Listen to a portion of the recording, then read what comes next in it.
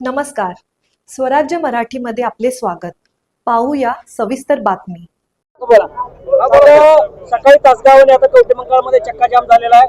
सरकारला जाग येईल असं वाटतंय का? 100% सरकार या गोष्टींचा विचार करावा यासाठी चक्काजाम झाले.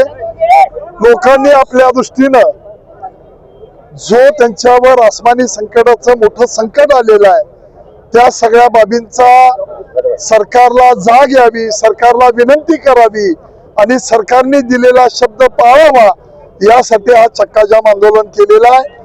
यामध्ये शेतकऱ्यांच्यावर आलेल्या या संकटाला सातबारा कोरा केल्याशिवाय कोणताही पर्याय नाही. अतिवृष्टीमुळे आणि अवकाळीमुळे पिकांचे झालेले जे पंचनामे आहेत ते लवकरात लवकर त्यांच्या खात्यावर दिवाळीपूर्वी पैसे यावेत, या दोन्ही मागणीसाठी हा चक्काजाम आंदोलन करण्यात आलेला आहे.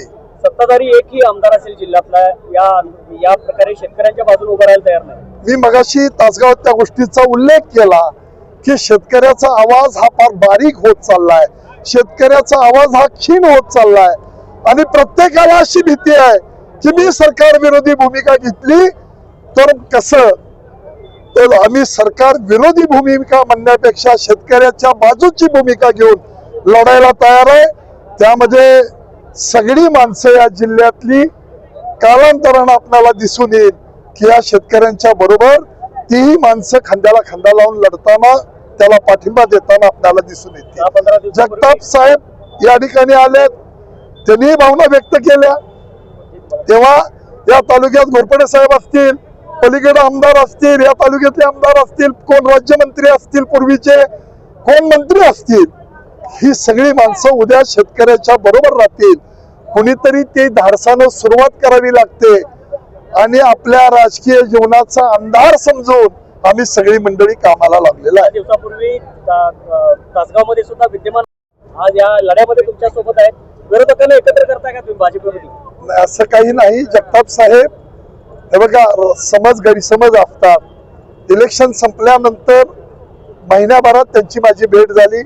आम्ही एकमेकाला भेटलो, समज गैरसमज दूर झाले. एकत्र काम करणारी माणसं आहेत, ते माझ्यापेक्षा राजकीय दृष्ट्या सिनियर आहेत. काही गोष्टी माझ्याही चुकल्या, त्यामुळं त्या वेळेला ते घडून गेलेलं असतं. तेच डोक्यात घेऊन समाजाचं हित होत नाही. म्हणून मगाशी मी घोरपडे साहेबांचं नाव घेतलं, जगताप साहेबांचं नाव घेतलं, अन्य काही माणसं असतील, सगळे आम्ही एकत्रितरित्या शेतकऱ्यांचा लढा उभा करण्याचा प्रामाणिकपणाने प्रयत्न करणार आहे. स्वतंत्र आपली उभा राहील असं वाटतंय या सगळ्या नेत्यांना घेऊन? नाही, आघाडी नाही, आम्ही राजकारणासाठी नाही, शेतकऱ्यांच्या बरोबर आहोत. राजकीय प्रमाणात त्याची मागणी होती.